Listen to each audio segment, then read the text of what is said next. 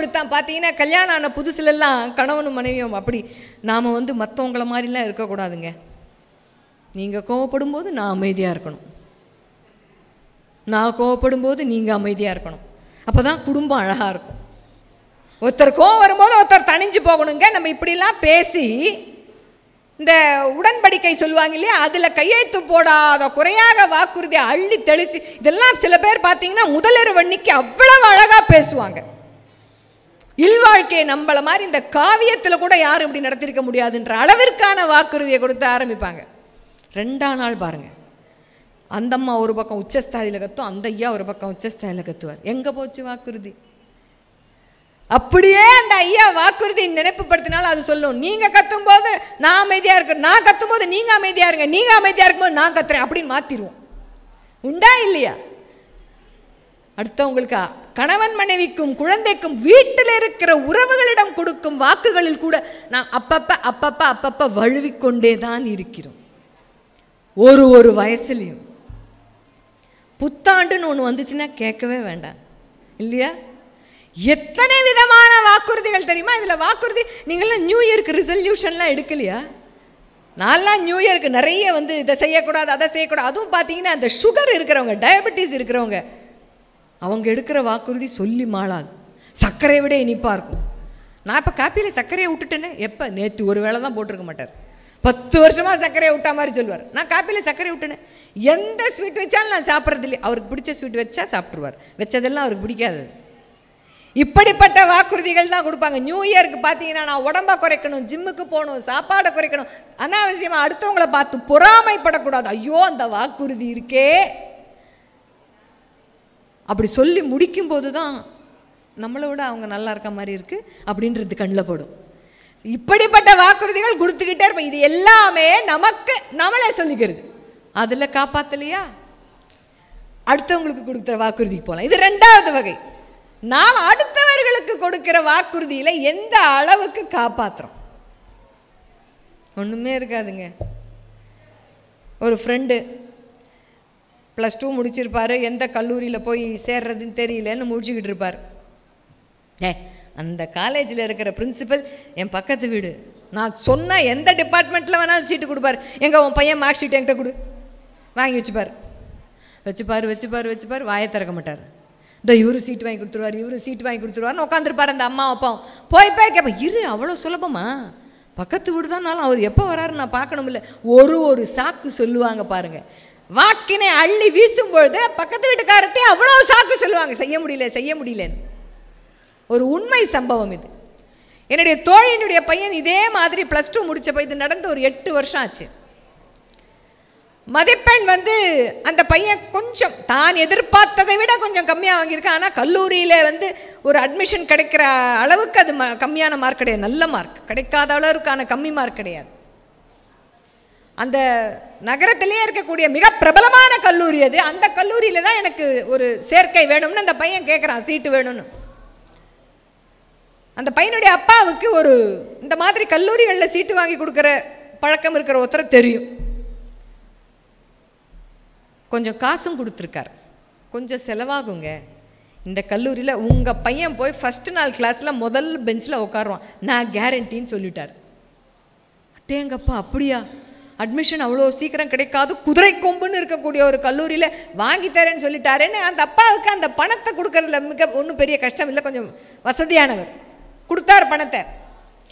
அந்த வாங்கி கொடுக்குறேன் கல்லூரியில் சீட்டுன்னு சொல்லி ஒருத்தர் வாக்கு கொடுத்தார் இல்லையா, அவர் எந்த அளவிற்கான நம்பிக்கை கொடுத்துருக்காரு பாருங்க.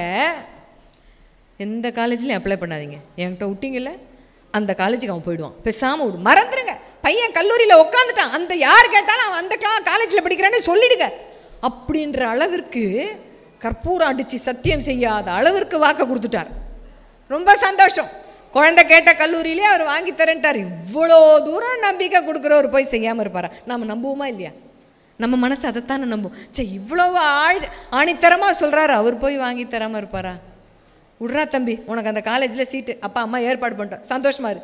அவன் என்ன பண்ணிட்டான், போகிற வரவன் பார்க்குறான் ஃப்ரெண்ட்ஸுக்கிட்டலாம், டேய் இந்த கல்லூரியில் எனக்கு சீட் கிடச்சாச்சுரா, அட்மிஷன் வந்துருச்சு. இது நிஜம், ஒரு அங்குலம் கூட போய் கிடையாது. ஏன்னா இதை வந்து என்னோட தோழியும் சேர்ந்து பார்த்துக்கிட்டு இருப்பான் இந்த வீடியோவை. கிடைச்சாச்சுன்னு சொல்கிறான். காலேஜ்லேருந்து கால் லெட்டரே வரல. இன்னைக்கு வரும், நாளைக்கு வரும். கொஞ்ச நாள் வரைக்கும் என்ன மாதிரி இருந்ததுன்னா கால் லெட்டர்லாம் வராது, நம்ம தான் ஸ்பெஷல் என்ட்ரியில் உள்ளே போகிறோம், எல்லாருக்கும் வர கால் லெட்டர் நமக்கு வராதுன்னு அந்த பையன் கொஞ்சம் சந்தோஷமாகவே இருந்தான். பையனோட அம்மா அப்பாவும் சந்தோஷமாகவே இருந்தாங்க. நியூஸில் சொல்ல ஆரம்பிச்சிட்டாங்க, கல்லூரிகள் அட்மிஷன்லாம் ஒன்றோடு முடிவடைகிறதுன்றாங்க. பேப்பரில் கல்லூரிகள் அட்மிஷன்லாம் முடிஞ்சு போச்சுன்றாங்க. இவனுக்கு கால் லெட்டரே வரல. காசு கொடுத்து அந்த ஏஜென்ட்டுக்கு ஃபோன் பண்ணுறாங்க. அப்போ தான் அவர் ஃபோன் எடுக்கலையே, எடுத்தா தானே பேசுவோம். சரி, இப்போ பிஸியாக இருக்கார் போல இருக்கு, சிக்னல் இல்லாத இடத்துல இருக்கார் போல இருக்கு, வேற விஷயமா நம்ம பையனை மாதிரி வேற யாருக்கோ சீட்டு வாங்கி தரதுல மும்மரமா இருக்கார் போல இருக்கு, மும்மரமா இருக்கார். ஏன்னா நம்பிக்கையிலும் ஒரு எதிர்பார்ப்பிலும் இருக்கும்பொழுது நமக்கு நாமே சொல்லிக்கிற சாக்கு இருக்கு பார்த்தீங்களா? ஐயோ கடவுளே, அவ்வளவு சாக்கு, நம்மை நாமே தேற்றிக்கொள்வோம் அந்த இடத்தில். சொல்லிக்கிறாங்க. எடுத்துட்டார் ஃபோனை. அப்பா சார், என்ன சார் டிவியில் அட்மிஷன்லாம் க்ளோஸ்ன்ட்டாங்க. உங்கள் மேலே நம்பிக்கை இல்லாமல் ஃபோன் பண்ணல சார், இருந்தாலும் பையன் பாவம், நான் எப்போ போவேன், ஃப்ரெண்ட்ஸ் எல்லாம் ஏதோ காலேஜுக்கு போயிட்டாங்களேங்கன்றான், நான் எல்லாருக்கிட்டையும் சொல்லிட்டேனேம்மா, நான் எப்போ காலேஜுக்கு போவேன்னு கேட்குறாம்மா. அதில் ஒரு சிக்கல் ஆயிடுச்சிங்க. என்னங்க சிக்கல்? இல்லை, உங்களுக்கு நான் நம்பிக்கை கொடுத்த மாதிரி இந்த சீட்டுக்கு எனக்கு மேலே இருக்கிற ஒருத்தர் நம்பிக்கை கொடுத்தாரு இல்லையா, அவர் இப்போ கையை விரிச்சிட்டாருங்க. நான் கொஞ்சம் கொஞ்சமாக உங்ககிட்ட வாங்கின பணத்தை கொடுத்துட்றேன். எப்படி? கொஞ்சம் கொஞ்சமாக உங்ககிட்ட வாங்கின பணத்தை கொடுத்துட்றேன் அப்படின்னு சொன்ன உடனே இவங்களுக்கு பணத்தை பற்றின ஒரு இடி விழுந்தாப்புல இருந்தது. பிள்ளைக்கு 1 வருஷம் படிப்பு போச்சு, எல்லா கல்லூரிகளிலும் சேர்க்கை முடிஞ்சு போச்சு, அட்மிஷன் இல்லை. 1 வருடம் அந்த பையன் மன அழுத்தத்தில் இருந்தான். டாக்டர்கிட்ட டிப்ரெஷன். 1 வருஷம் படிப்பு போச்சு. எல்லா ஃப்ரெண்ட்ஸுக்கிட்டையும் சொல்லிட்டேனே இந்த கல்லூரியில் சேர்ந்துட்டேன்னு சொல்லிட்டேன். நாங்களும் போய் பார்த்துட்டு வந்தோம். இல்லைடா கண்ணா, ஏதோ நன்மைக்கு தாண்டா கண்ணா இது நடந்திருக்கு, தலைக்கு வந்தது தலைப்பாகையோடு போச்சுன்னு நினச்சிக்கடா ராஜா. 1 வருஷம் நீ இன்னும் ஒன்றை தேத்திக்கோ, இன்னும் வேற ஏதோ ஒரு பெரிய ஒரு வாய்ப்புக்காகத்தான் இந்த வாய்ப்பு தட்டி போச்சுன்னு நினச்சிக்க. குடும்ப நண்பர்களாக நாங்களும் போய் அந்த குழந்தையை தேற்றணும். ஆனால் அரை மனசோடு தேற்றணும். பாவமாக இருந்தது அந்த பிள்ளையை பார்க்கவே. எவ்வளவு பெரிய வலி தெரியுமா? நான் செஞ்சிடறேன் அப்படின்னு போகிற போக்கில் ஒரு வாக்கு கொடுத்துட்டு போயிடுறோம். நான் பார்த்துக்கிறேன். இந்த நான் பார்த்துக்கிறேன்றது என்ன? இந்த விளம்பரத்துலலாம் வரா மாதிரி இதுக்கு நான் கேரண்டி, அதுக்கு நான் கேரண்டி. எங்கே நீங்கள் வீட்டில் ஓட்டுற மிக்சி ரிப்பேராக போச்சுன்னா கேரண்டின்னு சொன்ன அம்மா உங்களுக்கு அந்த ரிப்பேர் பண்ணி தருமா? தராது. அதெல்லாம் அப்படித்தான். ஆனால் வாழ்க்கையில் இந்த மாதிரி ஒரு வாக்கை, ஒருத்தருடைய வாக்கை நம்பி ஒரு பையனுடைய 1 வருட வாழ்க்கை கல்வி போச்சு. அவன் அதுக்கப்புறம் நல்லா படித்தான், வெளிநாட்டில் வேலையில் இருக்கான், கல்யாணமும் ஆயிடுச்சு அந்த பையனுக்கு, ரொம்ப நல்லா இருக்கான். அவன் கல்யாணத்துக்கு போகும்போது எல்லாரும் பார்த்து கை கொடுத்து அவனோட பேசும்போது, கண்ணா நீ சூப்பராக எல்லாம் வந்துட்ட அப்படின்னு நம்ம சொல்லும்போது, நான் அதனால் யாருக்குமே இப்போ எதையுமே ப்ராமிஸ் பண்ணுறதே இல்லை ஆண்டி அப்படின்னா, எதையுமே சொல்வதில்லை. ஏன்னா அவன் பட்ட வலி அது. ஒன்றும் இல்லைங்க, எனக்கு நடந்ததை சொல்லட்டுமா? நான் 3வது படித்தேன். இப்போ எந்த விதத்துலேயும் நஷ்டமே கிடையாது. இந்த மைடியர் குட்டிச்சாத்தான்னு ஒரு படம் வந்தது இல்லை, 3D படம். எங்கள் வீட்டில் பக்கத்து வீட்டில் இருக்கிற பொண்ணும் நானும் ஒரே வகுப்பில் படிக்கிறோம், பள்ளிக்கூடம் நடை தூரத்தில் இருக்குது. அந்த பொண்ணோட அப்பா சொன்னார், எங்கள் கம்பெனியில் இந்த படத்துக்கு ஒரு 10 டிக்கெட் எங்களுக்கு கிடைக்கிது, எங்கள் கம்பெனியில் கொடுக்குறாங்க. அப்போ அந்த தேட்டரில் போய் பார்க்குறதுன்றதுலாம் ரொம்ப பெரிய விஷயம். அதுவும் 3D படமாக, ஏதோ கண்ணாடி ஒன்று போட்டுக்கிட்டு பார்க்கணுமா, ஐஸ்கிரீம் வாய்க்கிட்ட வருமா, பழங்கள்லாம் கைக்கிட்ட வரும், என்னென்னமோ ஆளுக்கு தெரிஞ்சதை சொல்லி ஆர்வத்தை கூட்டிட்டாங்க. அவர் என்ன சொன்னார், வெள்ளிக்கிழமை அன்னைக்கு காலையில் நாங்கள் 2 பேரும் பள்ளிக்கூடத்துக்கு நடந்து போக ரெடி ஆகிட்டு இருக்கோம். 3வது நட தூரன்றதுனால நாங்கள் தனியாகவே போயிடுவோம். 2 பேரும் போய் உக்காருங்க வகுப்பில். 12 மணிக்கு அப்பா அப்பானா அந்த பொண்ணோட அப்பா சொல்கிறார், உங்கள் டீச்சர்கிட்ட சொல்லிவிட்டு உங்களை கூட்டிகிட்டு போயிடுறேன், நீங்கள் வீட்டுக்கு வந்து அப்படியே கிளம்பி நம்ம மத்தியானம் ஆட்டத்துக்கு போயிடலாம், மைடியர் குட்டிச்சாத்தான் பார்க்க போகிறோம். ஐயோ அன்னைக்கு ஒரு சந்தோஷம் பாருங்கள். அந்த வெள்ளிக்கிழமை அந்த பள்ளிக்கூடத்தில் எல்லாரையும் ஏளனமாக பார்த்தோம். நாங்கள் 1/2 நாளில் வீட்டுக்கு போயிட போகிறோம், மைடியர் குட்டிச்சாத்தான் பார்க்க போகிறோம், 3D படம் பார்க்க. எல்லாத்தையும் அந்த பள்ளிக்கூடத்தில் இருந்த கூட்டுறவர், அந்த தோட்டக்காரர், அந்த ஆயம்மா எல்லார்கிட்டையும் சொல்லியாச்சு, வந்துடுவார் அங்கிள் வந்துடுவார், எங்கள் அப்பா வந்துடுவார். நாங்கள் 2 பேரும் பண்ணின ஆட்டம் ஒரு பீரியடும் ஒழுங்காகவே கவனிக்கவே இல்லை. சர்க்குலர் எடுத்துகிட்டு ஆயாம்மா வரும் இல்லை வகுப்புக்குள்ளே, சப்ஸ்டியூஷனுக்காக வரும், இந்த ஏதோ கையெழுத்து வாங்க வரும், எங்கள் அப்பாக்காக தான் அந்த ஆயாம்மா வருது, அந்த அங்கிள் வந்துட்டார் எங்களை கூப்பிட தான் அந்த ஆயாம்மா வருதுன்னு திரும்பி பார்த்தோம். 12 வரல. நட தூரம்னாலும் மத்தியானம் சாப்பாடை கையில் கொடுத்து விட்ருவாங்க. நாங்கள் உட்காந்து சாப்பிட்டுட்டோம். எங்கள் 2 பேர் மூஞ்சிலையும் சொரத்தே இல்லை. ஒன்றாச்சு வரல. மத்தியான பாட வேலையெல்லாம் ஆரம்பிச்சிட்டாங்க. 2, 3 பள்ளிக்கூடமே முடிஞ்சு போச்சு. நடந்து போகும்போது அந்த பொண்ணுக்கிட்ட சொல்கிறேன், உங்கள் அப்பா ஏண்டி ஏமாத்திட்டார் இப்படி? எனக்கும் அதாண்டி தெரியல. அப்பா ஏமாற்ற மாட்டாருன்னு அவளுக்கு சொல்ல தெரில. எனக்கும் அதாண்டி தெரியல. உலகத்தில் இருக்கிற எல்லா தோல்வியும் சேர்ந்து நெஞ்சு அழுத்துற மாதிரி அழுக வந்தது அன்றைக்கி. வீட்டுக்கு போன உடனே ஓன்னு அழுதோம். இன்றைக்கி மைடியர் குடிச்சா தான் போகலான்னு நினச்சோமே, ஆஃப் டேயில் வந்து கூப்பிட்டு போகலாம் சொன்ன மனுஷன் வேலையிலேருந்து வீட்டுக்கு வரல. அவர் 8 மணிக்கு வந்தார். 8 மணிக்கு வந்தோடனே எனக்கு அவங்க வீட்டுக்கெல்லாம் போய் கேட்க தோணலை. அவங்க பொண்ணு கேட்டிருக்க போல இருக்கு. அது அங்கேருந்து ஓடியாருது. அப்பாவுக்கு பாவம், இன்றைக்கி கம்பெனியில் ரொம்ப வேலையா, அப்பா இன்றைக்கி வந்ததே லேட்டு, அடுத்த வாரம் கூப்பிட்டு போகிறேன்னு சொன்னார். ஆர்வம் போச்சு. அதுக்கப்புறம் வீட்டில் கூட்டிகிட்டு போயிட்டாங்க. இது என்ன சின்ன விஷயம் தெரியுமா? இந்த மாதிரி சின்ன சின்ன விஷயங்களெல்லாம் பெரியவங்க என்ன நினச்சிப்பாங்க, குழந்தைக்கு ஒன்றும் தெரியாது, அது அடுத்த வாரம் கூட்டு போனால் போயிடலாம். அந்த ஏமாற்றம் அந்த வயசில் 2 நாளில் மறந்து போச்சு. ஆனால் அந்த 1 வருட கல்வியை இழந்தான் தெரியுமா அந்த பையன். 1 வருஷம் அவன் மன அழுத்தத்தில் இருந்தான். அவ்வளவு கலகலன்னு பேசுகிற பையன், யாரோடையுமே பேசவே இல்லை, வெளியிலே வரல. அம்மாவும் அப்பாவும் அத்தனை வேதனைப்பட்டு அவனோடு சேர்ந்து அவனை அந்த திருப்பி வெளியில் கொண்டு வர அவங்க பட்ட கஷ்டம் எங்களுக்குத்தான் தெரியும். இது என்னத்தை சொல்லுதுன்னா, வாக்கு கொடுக்கறதுன்றது வேற. ஒரு சொல் சொல்லிட்டா அந்த சொல்லிலிருந்து நாம் தவறாமல் இருக்க வேண்டும். நயவஞ்சகர்கள் அப்படின்னா யாருன்னு 3 குணாதிசயங்களை வச்சு சொல்லலான்னு சொல்றாங்க. நயவஞ்சகர் இவர்கள் சரியான நயவஞ்சகம் பாய்வன் அப்படின்னு எதை வச்சு சொல்லலாம்னா, முதல் விஷயம் பாருங்க, பொய் சொல்லுவார்கள். அது 1. கொடுத்த வாக்கை காப்பாற்ற மாட்டார்கள். 2. 3வது அதேதான், எதை சொல்கிறார்களோ அதற்கு மாறாகத்தான் செய்வார்கள். இவர்கள்தான் நயவஞ்சகர்கள்னு சொல்றாங்க. ஒரு நல்லவன் அப்படின்னா பட்டியல் போட்டு சொல்ற மாதிரி நயவஞ்சகர்கள். ஔவையார் அதானே சொல்றாங்க, எத்தனை கோடி கொடுத்தாலும் நீ சொன்ன வார்த்தையிலிருந்து மாறாமல் இருப்பது 1 கோடிக்கு சமம், பல கோடிக்கு சமம்ன்றாங்க. அதைத்தானே அந்த அம்மா சொல்லுது. சொன்ன வாக்கை மாறாமல் இருப்பதுன்றது மனித பண்பா தேவ பண்பான்னு தெரியாது. அது ஒரு அறம். ஒரு வாக்கு கொடுத்துட்டோமா காப்பாற்றணும். வயசான அம்மா அப்பா ஊரில் இருப்பாங்க, ஃபோன் பேசுவோம். காலையில் அவசரமாக இருக்கேம்மா, இப்போ வேலைக்கு போகிறேன், சாயந்தரம் 6 மணிக்கு மேலே உங்கள்கிட்ட பேசுகிறேன். அந்த 6 மணி எப்போ வரும்னு அந்த அம்மா ஃபோனையும் கடிகாரத்தையும் பார்த்துட்டே இருப்போம். நாம் மறந்து போயிடுவோம். உண்டா இல்லையா? எத்தனை அம்மா அப்பாவுக்கு தெரியும் தெரியுமா அந்த வலி? கோச்சிக்க மாட்டாங்க. 6 நாள் கழிச்சு நம்ம பேசுவோம். அப்போ கூட அன்னைக்கு சொன்ன அன்னைக்கு 6 மணிக்கு பேசுகிற மாதிரியே தான் சந்தோஷமாக பேசுவாங்க. நாம் மறந்து போயிடுவோம். சின்ன சின்ன விஷயங்களில் வார்த்தையை கொடுத்துடுறது, காப்பாற்றுறது கிடையாது. அப்போ இதுக்கு என்ன வழி? என்ன சொல்கிறாங்க தெரியுமா? தீராத கடன் என்று ஒன்று உலகத்தில் இருந்தால் சொன்ன வாக்கை நிறைவேற்றாமல் போவதுதான் தீராத கடன். இந்த உலகத்தில் வேற எந்த கடனுமே தீராத கடன் கிடையாது. பணத்தை வாங்கி கொடுக்காமல் இருப்பதை விட சொன்ன வாக்கை நிறைவேற்றாமல் இருப்பதுதான் தீரா கடன். அதுதான் மோசமான கடன். இதோ செஞ்சிடுறேன். ஏன்னா அடுத்தவங்க மனசில் தேவையில்லாத ஒரு நம்பிக்கையை நம்ம உரம் போட்டு வளர்த்துறோம் தெரியுமா? வெடுக்குன்னு அந்த நம்பிக்கையை பிடுங்கி எரியும் போது வருகிற வலி அதை படுகிறவர்களுக்கு மட்டும்தான் தெரியும். வாக்கு கொடுத்துட்டு போகிறவங்களுக்கு அது தெரியாது. ஐயோ அப்படியாங்க, மறந்துட்டேங்க, தெரியலங்க, அவ்வளோதான், முடிஞ்சு போச்சு, அது அவங்களுக்கு தெரியாது. இன்னும் சிலர் பார்த்தீங்கன்னா அந்த சொன்ன வாக்கை வார்த்தையாக மட்டும் சொல்ல மாட்டாங்க, அதை கடைப்பிடிப்பதை வைராக்கியமாகவே வைத்து கொண்டிருப்பாங்க. அப்படி ஒரு வைராக்கியம். இவர் 4 மணிக்கெல்லாம் எந்திரிச்சிருவார் அப்படின்னு ஒரு விஷயம் வச்சுக்கோங்களேன். 4 மணிக்கு அவர் மூச்சுட்டு இருப்பார். அவ்வளவு வைராக்கியம். சொன்ன சொல் தவறாததை செயலிலும் காண்பிக்க கூடியவர்கள் அதை வாழ்க்கை நெறியாகவும் வைராக்கியமாகவுமே வச்சிட்டு இருப்பாங்க.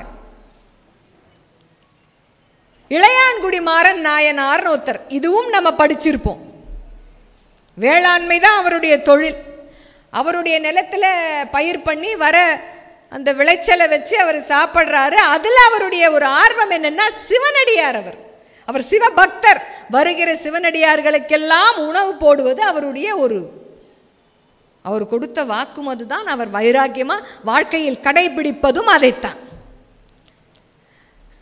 இவர் எந்த மாதிரி சூழல் வந்தாலும், ஏன்னா ஒன்று ஞாபகம் வச்சுக்கணும், நம்ம எல்லாருமே வாக்கை கொடுப்பதும் அதை நிறைவேற்றுவதுங்கிறது இந்த காட்சியிலிருந்து அப்படியே அந்த காட்சிக்கு தாவி போகிறது கிடையாது. இங்கேருந்து அங்கே போகிறதுக்குள்ள 7 மலை தாண்டணும். சில நேரங்களில் உயிரே போகிற நிலைமையும் வரும். ஆனாலும் அந்த வாக்கை காப்பாற்ற நாம் எந்த அளவிற்கு மும்மரமாக இருக்கிறோம், அதுதான் சோதனை. சிவனடியார் மாதிரி வேஷம் போட்டுக்கிட்டு ஒருத்தர் வரார். அவர் சிவனே வருகிறார். அந்த இளையான்குடி மாறன் நாயனார் வீட்டுக்கு வரார். வர நேரம் பாருங்க. இப்பெல்லாம் நம்ம விருந்துக்கு போகிறதுன்னா யார் வீட்டுக்கும் ஃபோன் பண்ணாமல்லாம் போக முடியாது இல்லையா? முதல்ல ஃபோன் பண்ணலாமான்னு ஃபஸ்ட்டு மெசேஜ் அனுப்பணும். ஃபோன் பண்ணால் நீங்கள் இப்போ எடுப்பீங்களா? பிஸி இல்லையே அப்படின்னு ஒரு மெசேஜ். அந்த மெசேஜ் அவங்க பார்க்கவே 2 மணி நேரம் ஆகும். நம்ம எதுக்காக ஃபோன் பண்ணணும்னு நினச்சோமோ அதை மறந்து போயிடுவோம். அப்புறம் அவங்க அப்படியே ஃபோன் எடுத்தால் கூப்பிடுங்க அப்படிம்பாங்க. அதுக்கப்புறமா தான் நான் உங்கள் வீட்டுக்கு வர்றதா, நீங்கள் எங்கள் வீட்டுக்கு வர்றீங்களான்னு கேட்குறது, அனுமதி வாங்குறதெல்லாம் அப்புறம். இது இன்றைய நிலைமை. அப்போ அந்த சிவன் ஒரு சிவனடியாராக மாறி போறாரு. பார்த்துக்கங்க, நள்ளிரவு போச்சு, ஒரு 12 மணிக்கிட்டன்னு வச்சுக்கோங்களேன். கொட்டு மழைங்க, பேய் மழை. எதிரில் வர்றது யாருன்னே தெரியாத அளவிற்கு, பார்வையை திரை போட்டு மறைக்கிற அளவிற்கான ஒரு மழை. கதவை தட்டுறார். யாரோ இந்த நேரத்தில் கதவை தட்டுறாங்களே, நம்ம வீட்டு கதவை. அந்த இளையான்குடி மாறன் நாயனார் கதவை திறக்கும் போது பார்த்தா ஒரு சிவனடியார் நிற்கிறார். இவருக்கு அடிவத்தில் நெருப்ப வச்ச மாதிரி இருக்கு. ஐயோ, சாப்பிட ஒன்றும் இல்லையே இந்த நேரத்தில். காலையில் வந்த சிவனடியாருக்கு போட்டுட்டாரு, மீதம் இருக்கிறத இவங்க சாப்பிட்டுட்டாங்க. 12 மணிக்கு மேலே என்னங்க இருக்கும் வீட்டுள்ள? மத்தியானம் 12 மணிக்கே சில வீடுகளில் சாப்பிட ஒன்றும் இல்லை. ராத்திரி 12 மணிக்கு என்ன இருக்கும்? ஒன்றும் இல்லை. இந்த நேரத்தில் வந்து இப்படி நிற்கிறார் இந்த சிவனடியார். பசியோடத்தானே வந்திருப்பார். மழையில் சொட்ட நினைச்சிட்டு வந்து நிற்கிறார். முதல்ல தலையை தவிட்டுங்க, உடம்பை தவிட்டுங்கன்னு அந்த இளையான்குடி மாறன் நாயனாருடைய மனைவியும் அவரும் உள்ளே கூப்பிட்டு உபசரணை செய்து வேறு மாற்று உடையை கொடுத்து அவர் உட்காத்த வச்ச உடனே அவர் கேட்குறார் அந்த சிவனடியார், புசிப்பதற்கு ஏதேனும் உண்டா? பசிக்கிறது, சாப்பிட ஏதாவது இருக்கா அப்படின்னு கேட்குறார். ஒன்றுமே புரியாது தெரியுமா, ஸ்தம்பிச்ச மாதிரி இருக்கும். ஒன்றுமே இல்லைங்க. எதிர்பாராத நேரத்தில் இப்போவே வீட்டுக்கு யாராவது வந்தால் அந்த ஃபில்டரில் கூட டிகாக்ஷன் சீக்கிரம் இறங்காதுங்க. நம்ம கழுத்து இருக்கும். தோசைக்கல்லில் தோசை பெரட்டவே வராது, ஒட்டிக்கிட்டு உயிரை வாங்கும். பயப்படுவோமா மாட்டோமா? இந்த மாதிரி நடுராத்திரில் வந்து புசிப்பதற்கு ஏதாவது இருக்கான்னு கேட்டால் என்ன செய்யுது? அவங்க மனைவி கூப்பிட்றாங்க, இந்தாங்க ஒடியாங்க, விதை நெல் விதைச்சிட்டு வந்தீங்கல்ல, பேஞ்ச மழையிலெல்லாம் மேலே வந்திருக்கும், வயலில் போய் அத்தனை நெல்லையும் அள்ளிட்டு வாங்க, அதை குத்தியாவது சோறு பண்ணி போடுறேன். ஓடுறார் அந்த மழையில். நான் தான் சொன்னேனே, கண்ணுக்கு தெரியாமல் எதிர்த்தாப்பில் என்ன இருக்குன்னு தெரியாத அளவிற்கு திரை போட்ட மாதிரி இருக்கிற மழையில். ஏன் எந்த சிவனடியார் வீடு தேடி வந்தாலும் அவருக்கு உணவளிக்காமல் இருப்பதில்லை என்ற வாக்கினை வைராக்கியமாக வாழ்ந்து கொண்டிருப்பதால் அந்த மழையில் ஓடுறார். அத்தனை நெல்லையும் மண்ணும் தண்ணியுமா சேர்ந்து அள்ளிட்டு வரார். அந்த அம்மா பாருங்க, கணவன் கொடுத்த வாக்கை காப்பாற்றுவதில் அவள் எப்படி துணை இருக்கா பார்த்தீங்களா? இந்த வேலையெல்லாம் தேவையில்லாத வேலை, வேண்டாத வேலை ஏன் இழுத்து விட்டுக்கிற சொல்லலையே. அந்த நெல்லை கழுவி குத்தி அதை சோறாக்கி, சோறாக்கலான்னா விறகில்லை அடுப்பு பற்ற வைக்க, மழையில் மேலே கூரை இருக்குல்ல அதை உருவி அதை கொஞ்சம் தொடச்சி ஊதி புகையை பண்ணி என்னவோ பண்ணி அடுப்பரித்து அந்த நெல்லை சோறாக்கி சிவனடியாருக்கு போட்ட உடனே அந்த சாப்பாட்டை வைக்கிறாரு. அது ஜோதி ரூபமாக சிவன் விஸ்வரூபமாக காட்சி அளிக்கிறார். இந்த கதையை சொல்லும்போது பாட வேளையில் கேட்கும்போது எவ்வளவு சந்தோஷமாக இருக்கும் தெரியுமா? மழை நேரத்தில் இப்படி யாராவது வந்து சாமியாலாம் மாறுவாங்களா அப்படின்லாம் ஆச்சரியமாக இருக்கும். அந்த வயசுக்கு அவ்வளவுதான் புரிதல். அந்த கதை எதை சொல்கிறது? ஒரு வாக்குன்னு ஒன்று நம்ம கொடுத்துட்டோம் அடுத்தவங்களுக்கு, அல்லது இப்படித்தான் நாம் இருப்போம் என்ற நம்பிக்கையை நாம் பிறர் மனதில் விதைத்து விட்டோமே, ஆனால் ஒரு சிறிதும் அதிலிருந்து பிசகாமல் வாழ்வதுதான் கற்பு நெறி, அதுதான் கற்பெனப்படுவது சொல் திறம்பாமை. போட்டு கொடுத்தார். அந்த இளையான்குடி மாறன் நாயனாருடைய கதையை நாங்கள் துணைப்பாடத்தில் படிக்கும்பொழுது நல்ல இருள் நேரம், மழை, அவர் அந்த நெல்லை போய் வயலில் எடுக்கிறதெல்லாம் அந்த ஓவியமாக வரைஞ்சிருப்பாங்க, படமாக இருக்கும். புத்தகத்தை பார்ப்பதற்கு ஆசையாக இருக்கும். திருப்பி திருப்பி அந்த கதையை படிச்சுக்கிட்டே இருக்கணும் போல இருக்கும். அவ்வளவு விழுமியங்களை உள்ளடக்கிய கதைகள் அவையெல்லாம். அப்போ தெரியாது கற்பனைப்படுவது இதுதான் அப்படின்றது, அப்போ புரியலை. அது வைராக்கியம். ஏதோ ஒரு வாட்டி சொன்ன சொல்லை காப்பாற்றினா அது ஒரு குணம். இப்படித்தான் நான் இருக்கணும், இப்படி சொன்னதை செய்துதான் ஆக வேண்டும் என்று வாழ்நாள் முழுவதும் அதை ஒரு அறமாக கடைபிடித்து வாழ்வதுதான் வைராக்கியம். நம்மக்கிட்ட நிறைய வைராக்கியம் இருக்குது. உதாரணத்துக்கு ஒரு 3 சொல்லட்டுமா? ஒருத்தர் சொல்கிறார் பக்கத்தில் இருக்கிறவர்கிட்ட, என்னத்தங்க வாழ்க்கையில் கொண்டு போகிறோம்? ஏன் இப்படி அடிச்சுக்கிறோம்? நானானு சண்டை, சொத்து, வீடு, தகராறு, வாய்க்கா வரப்பு, அண்ணன் தம்பி, ரத்த பாசம்லாம் இல்லாமல் இந்த அடி அடிச்சுக்கிறோம். கடைசியில் என்னத்தங்க கொண்டு போகிறோம்? இருக்கிற வரைக்கும் வெந்ததை தின்னுட்டு விதி வந்தால் சோவன்னு அமைதியாக வாழ்ந்துட்டு போயிடணும் அப்படின்னு ஒருத்தர் பக்கத்தில் இருக்கிறவர்கிட்ட சொல்கிறார். எப்போ சொல்கிறார் தெரியுமா? அவங்க ஏரியாவில் ஒருத்தர் செத்து போயிட்டார். அவரோட இறுதி யாத்திரைக்கு மயானம் வரைக்கும் நடந்து போகிறார். பார்த்தீங்களா? அப்போ சொல்கிறார், பிறருடைய சாவு நமக்கு ஒரு ஞான பாடத்தை கொடுக்கும். அப்போ போகிறாரு, அவரை மயானத்தில் வச்சு கொளுத்தியாச்சு. திருப்பி வரும்பொழுது நம்ம வண்டி பார்க்கிங் பண்ண இடத்துல வந்து எவனோ ஒருத்த முட்டிட்டு போயிட்டான் அப்படின்னு ஏதோ ஒரு செய்தியை சொல்லும்போது யாரா அவன்னு சண்டைக்கு போகிறார். அவர் கொஞ்சம் முன்னாடி என்ன பேசினார்? என்னடா கொண்டு போகிறோம், ஏண்டா சண்டை அப்படின்னு பேசினோமா? அடுத்த நொடி அவர் எரிஞ்சு பாதி எரியாததுமா இருக்கும்போதே இந்த உலகம் இருக்கிற வரை நமக்கு அழிவே இல்லைன்னு ஒரு நினைப்பப்ப வந்துடுது. இதுக்கு பேர் தான் மயான வைராக்கியம்னு பேர். ஒருத்தன் செத்து போய் அவனோட சேர்ந்து மயானத்துக்கு நடந்து போகும்பொழுது முற்றும் துறந்தவனாக புத்தனை போல பேசுகிற அதே மனதும் வாயும் தான் அந்த மயானத்திலிருந்து அப்படி நடந்து வரும்போது சொன்னதுலேருந்து ஒரு யூட்டர்ன் அடிக்கும் பாருங்க வேகமா. நமக்கெல்லாம் சாவே வராதுரா, சண்டை யாரா அது, மாறுகால் மாறுகை வாங்கினத்தான் ஓய்வேன் அப்படின்ற அளவிற்கு சண்டைக்கு நிற்கும். அது மயான வைராக்கியம். அம்மா ஒரு முதல் பிரசவத்தின் போது அம்மா குழந்தையை பிரசவித்ததுக்கு அப்புறம் என்ன சொல்லுவா?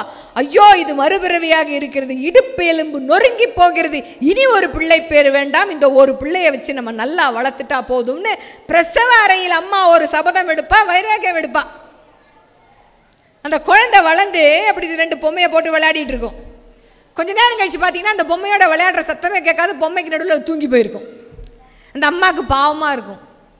நம்ம காலத்துக்கு அப்புறம் இது இப்படித்தான் ஒண்டியாக நிற்குமோ, இதுக்கு கூட யாரும் இல்லைன்னா அது என்ன செய்யும் பாவம்? அண்ணன் தங்க அக்கா தம்பின்னு இருந்தால் தானே இதுக்கு ஒரு பலம். அப்படின்னு தான் 2, 3, 4, 5ன்னு வரும். இதுதான் பிரசவ அறை வைராக்கியம். வருஷா வருஷம் பிரசவ அறைக்கு போக வேண்டியது, வருஷா வருஷம் இனிமே பிள்ளை வேண்டாம் இனிமே பிள்ளை வேண்டான்னு சொல்கிறது. இது பிரசவ அறை வைராக்கியம். விருந்து வைராக்கியம்னு ஒன்று இருக்குது. ஒருத்தர் என்ன பண்ணுவார், யார் கல்யாணத்துக்கு கூப்பிட்டாலும் வஞ்சனே இல்லாமல் போய் மொய் எழுதுறாரோ இல்லையோ சாப்பிடுவார். கூப்பிட்டுருக்காங்க மதிச்சு பத்திரிக்கை கொடுத்து போகணுமா வேண்டாமா அப்படின்னு போவார், சாப்பிடுவார்.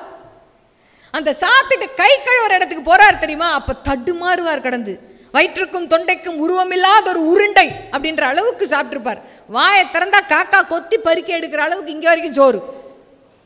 தனக்குத்தானே சொல்லிப்பார் வைராக்கியமா, இந்த பைத்தியக்காரத்தானே நீ பண்ணப்படாது, இனி இந்த விருந்து இந்த உபசரிப்புன்னு யாராவது கூப்பிட்டாங்கன்னா போகப்படாது, அல்லது இலையில வைக்கிறதுக்கு முன்னாடி வேண்டான்னு சொல்ல பழகணும், அல்லது வச்சுவிட்டாலும் பாதியோடு சாப்பிட்டு எழுந்துக்க பழகிக்கணும். இந்த அவஸ்தையை நம்மளால் பட முடியாதுன்னு தனக்குத்தானே சபதம். கையை கழுவிட்டு இந்த வெத்தலை பாக்கு பீடா இதெல்லாம் போடுற இடம் இருக்குல்ல, பழங்கள்லாம் கட் பண்ணி வச்சுருப்பாங்க, ஐஸ்கிரீம் எல்லாம் வச்சுருப்பாங்க, அந்த இடத்துக்கு அப்படியே நவுந்து போவார். அவரை மாதிரியே நெஞ்சு வரைக்கும் சாப்பிட்டவங்க ஒரு 5-6 பேர் நின்றுட்டு இருப்பாங்க கோஷ்டியாக. நீங்களும் போல இருக்கு, உங்களுக்கு இது வரைக்கும் நிற்கிதா, அதை ஏங்க கேட்குறீங்க அப்படின்னு பேசிக்கிட்டே இருக்கும்போது குறுக்க ஒருத்தர் வருவார். அப்படிதாங்க, அதுக்காக விட்டுற முடியுமா, சுடு தண்ணியில் சுக்கு பொடியை போட்டு முழுங்கினா சரியா விட போகுது அப்படின்னு ஒரு வைத்தியத்தை எடுத்து விடுவார். அவ்வளோதான், அதோட அந்த வைராக்கியம் போச்சு. அடடே, அப்போ சுக்கு பொடியை சுடு தண்ணியில் போட்டால் அப்புறம் எத்தனை விருந்துக்கு வேணா போகலாம் தெரியும். இது விருந்து வைராக்கியம். அதோட போச்சா, கையலம்புற இடத்தோடு அந்த வைராக்கியம் போச்சு. இதுதான் நம்ம கடைபிடிக்கிற வைராக்கியம். இளையான்குடிமாறன் நாயனார் கடைபிடித்த வைராக்கியம் எங்கே? மயான வைராக்கியமும் பிரசவ வைராக்கியமும் விருந்து வைராக்கியமுமாக நாம் கடைபிடிக்கிற வைராக்கியம் எங்கே? இல்லை, ஒரு சின்ன விஷயம் பார்த்தீங்களா, நமக்கு நாமே எடுத்துக்கொள்கிற சபதத்தையோ வாக்குறுதியவோ நம்மளால காப்பாற்றவே முடியல, அப்புறம் எப்படி நாம் அடுத்தவங்களுக்கு ஒரு நம்பிக்கையை தருது? எந்த அடிப்படையில் அவர்கள் மனதில் நாம் நம்பிக்கையை விதைப்பது? இந்த வாக்கு தவறாதவங்களெல்லாம் எப்படி பார்ப்பாங்களாம், கடவுளுக்கு நிகராக பார்ப்பாங்களாம். இது ஒரு கதை, பாரதியாரை பற்றிய ஒரு சிறப்பு செய்தி, அதை சொல்லி முடிக்கிறேன். பாரதியார் தன்னுடைய புதுச்சேரி வாழ்க்கையில் இருக்கும்போது பார்த்தீங்கன்னா அவருக்கு பொன் முருகேச பிள்ளைன்னு ஒருத்தர் நண்பர். அந்த முருகேசம் பிள்ளை வீட்டில் தான் அவர் நிறைய நாள் இருந்திருக்கிறார் பாரதியார். முருகேசம் பிள்ளை கொஞ்சம் நாத்திகம் பேசுகிறவர், பாரதியாருடைய கடவுள் நம்பிக்கை, பராசக்தி நம்பிக்கையெல்லாம் சொல்லி கொஞ்சம் கிண்டல் பண்ணுவார், விவாதம் பண்ணுவார். பாரதியார் பாடல் எல்லாம் கொஞ்சம் ஆய்வு பண்ணுவார். ஆனால் மிக நெருங்கிய நண்பர்கள். இந்த முருகேசன் பிள்ளை பெரிய வியாபாரி. பாரதியார் புரட்சி கவி. ஆனால் அவன் வீட்டில் அடுப்பில் பூனை தான் தூங்கும் இல்லையா? நம்ம படித்தது தெரிஞ்சது தான். செல்லம்மாளுக்குத்தான் தெரியும் அந்த வேதனை. அடுப்பெரிக்க ஒரு வேளையும் அவள் பட்ட வேதனை. அந்த முருகேசன் பிள்ளையுடைய மனைவி இருக்காங்க இல்லையா, பாரதியாருக்கு பார்த்தீங்கன்னா வறுமையிலும் அவருக்கு ஒரு விறப்பு உண்டு. அடுத்தவங்கள்ட்ட கை நீட்டப்படாது, எதையும் வாங்கிடக்கூடாது. ஆனால் இந்த முருகேசன் பிள்ளைக்கும் அவருடைய மனைவிக்கு அது ரொம்ப கஷ்டமாக இருக்கும். அவங்க என்ன பண்ணுவாங்களாம், சும்மா இருச்சல்லம்மா, பாரதியார் இல்லாத நேரமாக கொஞ்சம் கொண்டு வந்து தரேன் அப்படின்னு அவங்க வீட்டு அடுப்படியில் போய் கொஞ்சம் காய்கறி அரிசியை வச்சுட்டு வரது உண்டாம். யாசகம் கை நீட்டி வாங்குவது பாவத்திலும் பாவம்னு பாரதியார் நினைப்பதனால் பாரதியாருக்கு தெரியாமலும் பாரதியார் வீட்டில் இல்லாத நேரத்தில் இந்த முருகேசன் பிள்ளையும் அவங்க மனைவியும் போய் இந்த மாதிரி உதவிகளை செய்வதுண்டு. ராஜா பகதூருங்கிறவர் முருகேசன் பிள்ளையோட மகன். அந்த காலத்திலே பாருங்க, மேற்படிப்பு படிப்பதற்காக பிரெஞ்சு நாட்டுக்கு போறார். யாரு? முருகேசன் பிள்ளையுடைய மகன் ராஜா பகதூர் அனுப்பி வைக்கிறார். உலகப்போர், முதல் போர் முடிகிற தருவாய் அது. பையன் பிரான்ஸுக்கு போனால் படிக்க ரொம்ப நாள் ஆச்சு. பையனை பார்க்க வேண்டும் என்ற ஏக்கம் முருகேச பிள்ளைக்கு வந்துட்டுது. எப்பா நீ உன்னை பார்க்கணும் போல இருக்கடா, நீ படிப்பை முடிச்சிட்டியா என்னன்னு கடிதாசி போட்டு எல்லாம் பண்ணப்போ நான் வந்துடுறேன்ப்பா, படிப்பெல்லாம் முடிஞ்சு போச்சு, நான் வந்துடுறேன், கப்பல் ஏறி வந்துடுறேன்னு சொல்கிறான். முருகேசன் பிள்ளைக்கு சந்தோஷம் தாங்கவே இல்லை. உடனே ஒரு செய்தி கொஞ்ச நாளைக்கெல்லாம் வருது. இந்த முதல் உலகப்போர் முடிவடைகிற தருவாயில் எதிரினர்கள்லாம் போட்ட குண்டில் அந்த ராஜா பகதூர் வர கப்பலில் குண்டு போய் இந்த கப்பல் உடஞ்சி நடுக்கடலில் விழுந்துட்டுது. கப்பல் நடுக்கடலில் விழுந்தா அப்புறம் எப்படிங்க ராஜா பகதூர் வர முடியும்? இந்த செய்தி முருகேசன் பிள்ளை காதுக்கு போகுது. புலம்புறார், அழறார், அரற்றுகிறார். தன் சுயநினைவை இழந்து படுத்த படுக்கையாய் படுக்கையில் விழுந்துட்டார். நோய்வாய்ப்பட்டுட்டார். அன்ன ஆகாரமே கிடையாது, எலும்பும் தோலுமாக இருக்கார். என்ன பண்ணுறதுன்னு தெரியல. எல்லாரும் போய் தேத்துறாங்க. ஒன்றும் ஆயிடாது முருகேசன் பிள்ளை, நீங்கள் உங்களை தைரியமாக வச்சுக்கோங்க, உங்கள் பையன் வந்துடும். இல்லை, என்னை தேற்றாதீர்கள், யாரும் இப்படிலாம் சொல்லாதீங்க. முருகேசன் பிள்ளைக்கிட்டேருந்தே கடிதாசி வந்த மாதிரிலாம் பொய்யாலாம் எழுதி கொடுக்குறாங்க அவர்கிட்ட. இந்த பாருங்க உங்கள் பையன் வந்துடுறேன்னு சொல்கிறான் பாருங்கன்னு. இன்னும் என்ன சொல்கிறாங்கன்னா, இந்த ராஜா பகதூர் மாதிரியே வேஷம் போட்டு ஒருத்தர் வந்திருக்கார். நான் வந்துட்டேன்னு காமிக்கிறார். நம்ப மாட்டேன், எல்லாரும் என்கிட்ட பொய் சொல்லாதீங்க. ராஜா பகதூர் கடிதத்தை எழுதின மாதிரியே காமிக்கிறாங்க, ராஜா பகதூர் மாதிரியே வேஷம் போட்டு வந்து காமிக்கிறாங்க. அவர் நம்பலை. அந்த இடத்திலும் அவர் என்ன சொல்கிறார் தெரியுமா? என் பையனுக்கு ஒன்றும் ஆகாது, என் பையன் உயிரோடு வந்துடுவாருன்னு பாரதியாரை விட்டு சொல்லுங்கள், நான் நம்புகிறேன்னு சொன்னார். ஏன்? பாரதியார் பொய் சொல்ல மாட்டார், நேர்மையானவர், சொன்ன வாக்கை நிறைவேற்றக்கூடியவர். அதனால் அவர் அந்த முருகேசன் பிள்ளைக்கு அது தெரியும், பாரதியாரை பற்றியது. நேர்மையானவர், சொன்ன வாக்கை காப்பாற்றக்கூடிய பாரதியார் சொல்லட்டும், என் பையன் ராஜா பகதூருக்கு ஒன்றும் ஆகாத, அவன் வந்துடுவான்னு சொல்லட்டும், நான் நம்புறேன்னு சொன்னார். போ, ஊர் மக்கள் எல்லாம் ஒன்றா சேர்ந்து, அக்கம் பக்கத்தில் இருக்கவங்களாம் என்ன சேர்ந்து, எப்பா பாரதி கொஞ்சம் சொல்லப்பா. அவர் உடனே பராசக்தி, இது என்ன எனக்கு சோதனை, பொய்யே சொல்லாதவனை போய் இப்போ பொய் சொல்கிறாங்க. ஆனால் இது ஒரு உயிரை காப்பாற்றக்கூடும் என்பதனால் இந்த பொய்யை நான் சொல்லலாம், அதில் ஒன்றும் தவறில்லை. பொய் சொல்லாத முதல் பொய் சொல்லும்போது நாக்கு தடுமாறும் தெரியுமா? மனசாட்சி இடம் கொடுக்கல. ஆனால் உயிருக்கு போராடிட்டு இருக்காரு இல்லையா, அவரை பார்த்த உடனே இந்த முருகேசன் பிள்ளைக்காக அது நம்ம பொய் சொன்னா என்ன அப்படின்னு தோணி கிட்ட போறார்.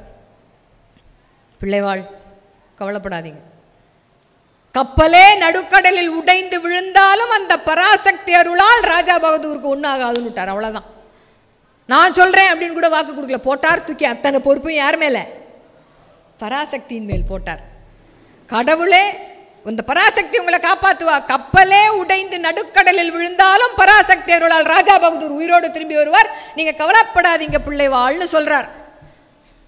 நம்பிக்கையாக இருக்கு. ஆனால் இவ்வளவு நாள் சோறு தண்ணி இல்லாமல் இருந்ததுனால 2 நாளில் ராஜா பகதூர் வரத்துக்கு முன்னாடியே முருகேசன் பிள்ளை செத்து போயிடுறார்.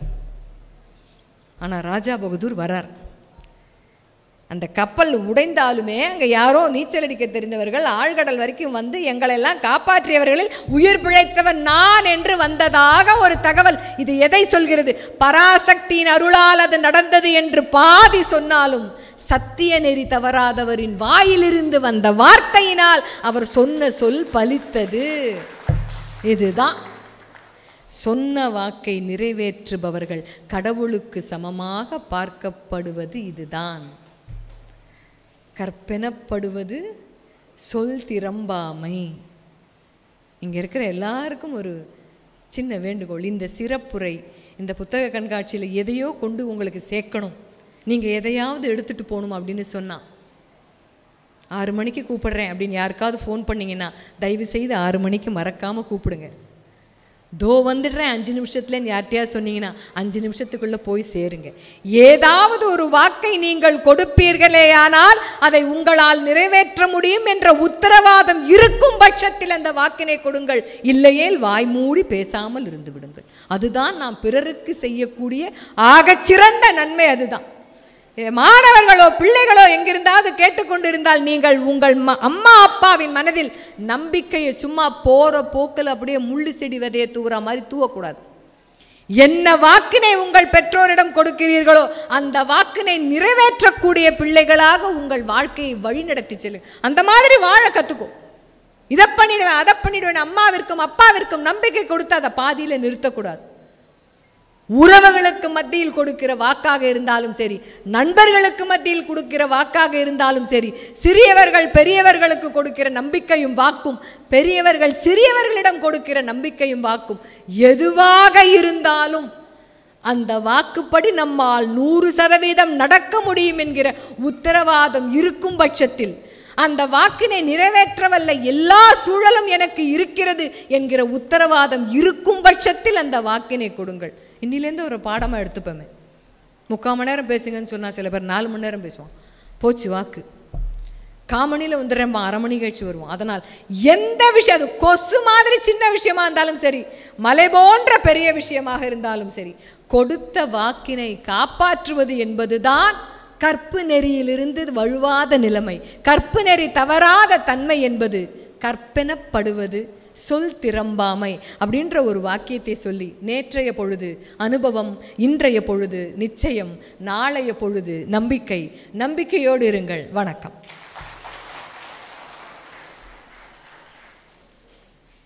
இந்த தகவல் உங்களுக்கு பிடிச்சிருந்தா லைக் பண்ணுங்க, உங்க ஃப்ரெண்ட்ஸுக்கு ஷேர் பண்ணுங்க, மறக்காம எங்க சேனலுக்கு சப்ஸ்கிரைப் பண்ணுங்க.